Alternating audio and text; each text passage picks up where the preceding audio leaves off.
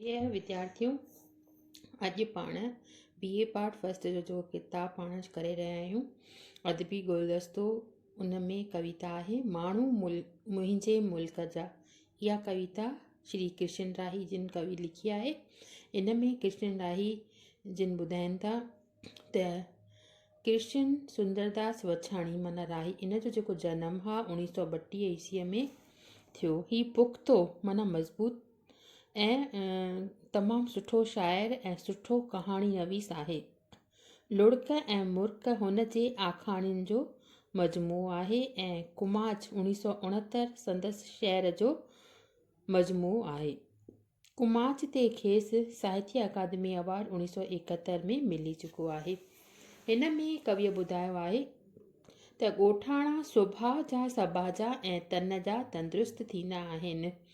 संदसि जीवत संतोष ऐं आनंद सां पुर हूंदी आहे। पुर माना भरपूर हूंदी आहे।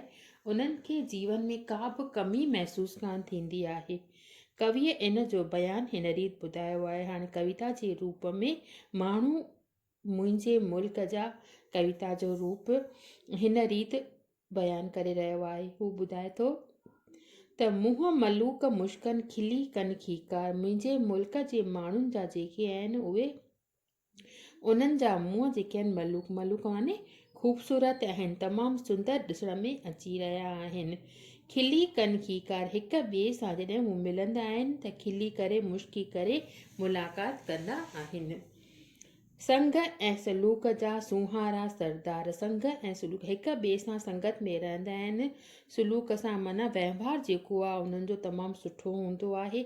एकता सां रहंदा आहिनि, ॿधीअ में रहंदा आहिनि ऐं उहे जेके आहिनि सुहारा सुहिणा सरदार आहिनि जेके परियां खां ई पधिरा आहिनि। मुंहिंजे मुल्क जे माण्हुनि जी अगरि पहचान करणी अचेव त उहे जेके आहिनि उहे छा कंदा आहिनि, हिक ॿिए सां खिली खीकार कंदा आहिनि। उन्हनि जा मुंहं जेके आहिनि उहे ख़ूबसूरत आहिनि।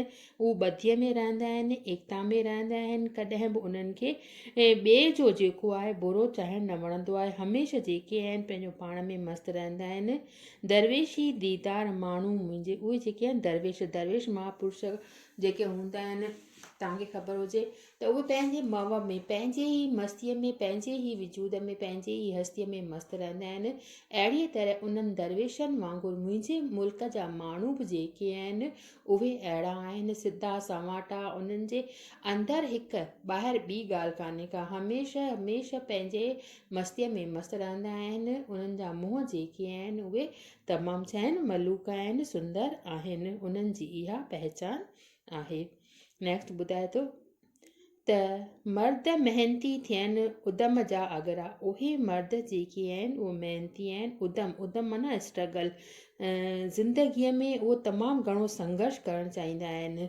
तननि तवाना उन्हनि जा तन माना शरीर जेके आहिनि उहे ताज़ा तवाना आहिनि। उहे कॾहिं बि थकिजंदा न आहिनि। जिस्मनि जा जबरा उन्हनि जा जिस्म माना शरीर जेको आहे उहो बि उन्हनि जो जेको आहे उहो जबरो आहे, तमामु ताक़तवर आहिनि। परियां थियनि पधिरा माण्हू। उहे जेके अगरि 10 माण्हू बीठा हुजनि ऐं उते मुंहिंजे मुल्क जा माण्हू हुजनि त उहे मां मुल्क जा माण्हू तमामु सवलाईअ सां सुञाणे सघंदुसि। छो जो उहे मेहनती आहिनि, स्ट्रगल करे ॼाणनि, जीवन में संघर्ष करे ॼाणनि। कॾहिं बि संघर्ष खां महिनत खां पोरे खां जेके आहिनि उहे घबराईंदा न आहिनि। तननि तवाना तकिड़ा उन्हनि जा तन जेके आहिनि उन्हनि जा शरीर जेके आहिनि ताज़ा तवाना आहिनि। जिस्मनि जा मज़बूत आहिनि।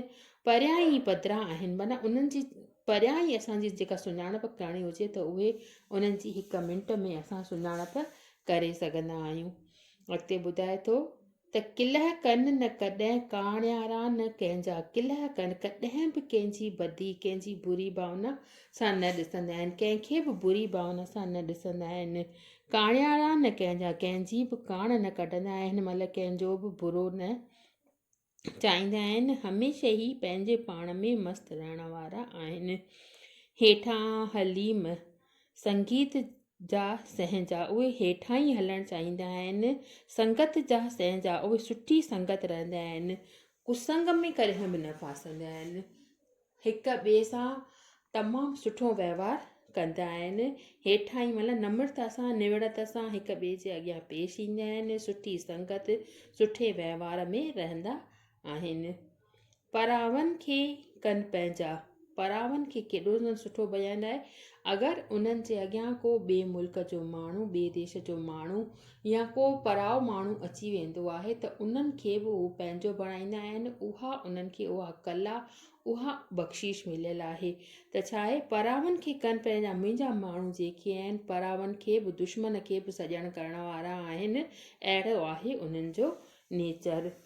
कोसी थधी सिर ते सब्र साण सहन, कोसो वाह अचे चाहे थधो वाह अचे, जॾहिं बि मुश्किल उन्हनि जे मथां ईंदी आहे त छा कंदा आहिनि उहे, मतिलबु कॾहिं बि उन में परेशान कान थींदा आहिनि, कॾहिं बि उन्हनि खे ॾिसी करे पज़िल्ड जेको थींदो आहे माण्हू, उहो कोन थींदो आहे। सब्र साण सहन, उहे सब्र में शांतीअ सां धैर्य सां पंहिंजो जीवन गुज़ार कंदा आहिनि।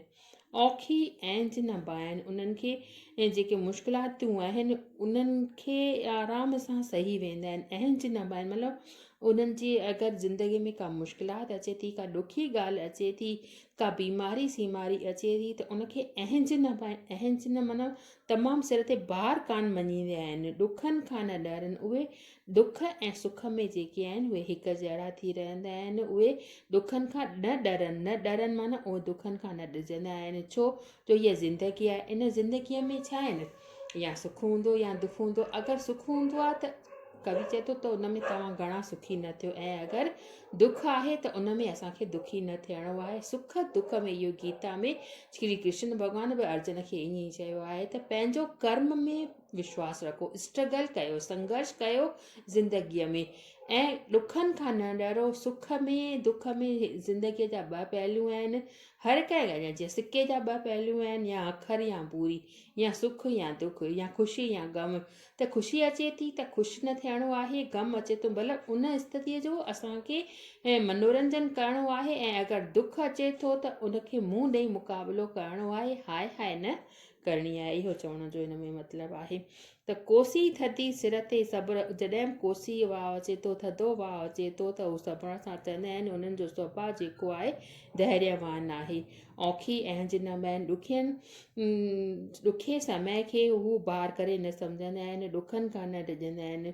मुश्किल में मुरकनि, मुश्किलुनि में मतिलबु जॾहिं बि उन्हनि जे मथां के मुश्किलातूं अचनि थियूं, ॾुखियो सहन त हर कंहिंजे मथां अचे थो, त उहे छा कंदा आहिनि, उहे उन में बि मुरकंदा आहिनि। मुरकी मुरकी करे उन छो मुरकंदा आहिनि उन्हनि में, तव्हां ख़ुदि पंहिंजो पाण खां सवाल कजो।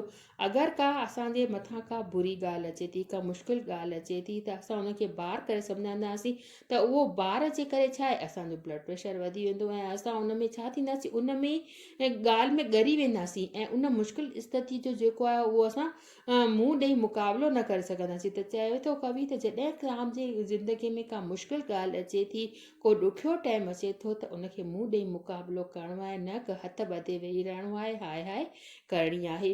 त इहे जेके सभु ॻाल्हियूं आहिनि, इहे मुंहिंजे मुल्क जे माण्हुनि में नुमाया आहिनि। उहे तमामु हर परिस्थितीअ में ख़ुशि रहण वारा आहिनि। त इहे थियूं 4 पहिरों। उन में अञा बि हिन जे माण्हू जे मुल्कनि जूं जेके आहिनि विशेषताऊं ॿुधायूं आहिनि। हिननि 4 पॉइंटनि खे तव्हां चङी तरह सां यादि कजो ऐं पंहिंजे घर में रिविज़न कंदी वञो। अॼु बसि एतिरो ई।